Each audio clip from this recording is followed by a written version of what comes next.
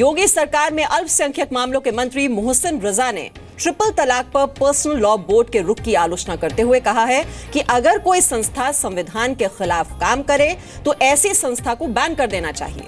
मोहसिन रजा का कहना है कि पर्सनल लॉ बोर्ड दरअसल मौलवी पर्सनल लॉ बोर्ड बन गया है और ऐसे संगठन जो कि लोगों के लिए पूरी तरह से काम न करें उसे बैन कर देना चाहिए। तो ये बड़ा बयान आया है मोहसिन रजा का। अगर उनकी यही जिद है तो वो जिद कहां तक वो ले जाएंगे वो जाने, लेकिन मेरा अपना मानना है कि न वो शरिया है न वो हिंदुस्तान का संविधान है। तो संविधान के तहत उनकी संस्था को भी चलना होगा और अगर वो संविधान के खिलाफ जाएगी तो उस संस्था को भी बैन होना पड़ेगा। कोई भी संस्था हो उसको हिंदुस्तान के संविधान के दायरे में रहना होगा, न वो शरिया है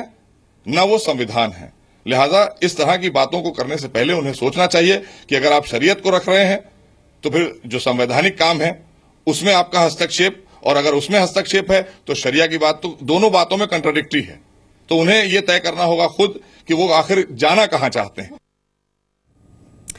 तो आपने सुना मोहसिन रजा ये बात कह रहे हैं और इस बयान के मायने जो हैं वो और भी ज्यादा बढ़ जाते हैं क्योंकि मोहसिन रजा ने ये बात की है all India Muslim personal law board के बारे में। और आपको बता दें कि ट्रिपल तलाक पर जो पर्सनल लॉ बोर्ड का अभी तक का रुख रहा है, क्योंकि लगातार जो मुस्लिम महिलाएं हैं वो ट्रिपल तलाक के खिलाफ आवाज उठा रही हैं, लेकिन पर्सनल लॉ बोर्ड इसको मानने के लिए तैयार नहीं है। वो बार बार शरीयत का हवाला दे देता है और पर्सनल लॉ बोर्ड का जो रुख है इस पूरे मामले को लेकर उसी की आलोचना की है मोहसिन रजा ने, ये कहते हुए कि अगर कोई संस्था संविधान के खिलाफ काम करे तो ऐसी संस्था को बैन कर देना चाहिए। मोहसिन रजा का कहना है कि पर्सनल लॉ बोर्ड दरअसल मौलवी पर्सनल लॉ बोर्ड बन गया है, किसी की बात सुनने के लिए वो तैयार नहीं है, संविधान को वो मानने के लिए तैयार नहीं है और कोई भी संस्था संविधान से ऊपर नहीं है।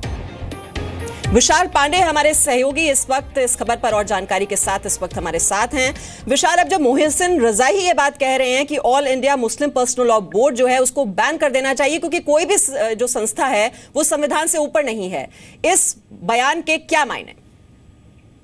देखिए, मोहसिन रजा साफ तौर पे अपनी सरकार का पक्ष रख रहे हैं और उन्होंने ये जरूर साफ कर दिया है कि संविधान के दायरे में रहना चाहिए चाहे वो कोई भी बोर्ड हो, और इसीलिए उन्होंने सीधा हमला बोला है मुस्लिम पर्सनल लॉ बोर्ड पे और उनके एक नई संज्ञा दी है, मौलवी पर्सनल लॉ बोर्ड बता दिया है मोहसिन रजा ने। और उन्होंने साफ तौर पे कह दिया है कि जो ट्रिपल तलाक का मुद्दा है, महिलाओं को उनका अधिकार मिलना चाहिए कानून के दायरे में आकर, और इसके साथ ही उन्होंने ये भी कहा है कि ये शरीयत का पार्ट नहीं है। जो मुस्लिम पर्सनल लॉ बोर्ड बार बार ये दलील दे रहा है कि शरीयत के हिसाब से हम काम करेंगे, शरीयत का फैसला मानेंगे ट्रिपल तलाक पर और कॉमन सिविल कोड हमें बिल्कुल बर्दाश्त नहीं है, क्योंकि 2 दिन पहले प्रेस कॉन्फ्रेंस की थी मुस्लिम पर्सनल लॉ बोर्ड ने और उसके बाद कल योगी आदित्यनाथ का जिस तरह से बयान है और आज साफ तौर पर मोहसिन रजा जो कि मंत्री हैं उत्तर प्रदेश सरकार में, उन्होंने ये साफ कर दिया है कि ट्रिपल तलाक पर उनकी सरकार। लेकिन विशाल, आपको लगता है कि उनके इस बयान से कोई फर्क पड़ने वाला है all India Muslim personal law board पर? देखिए,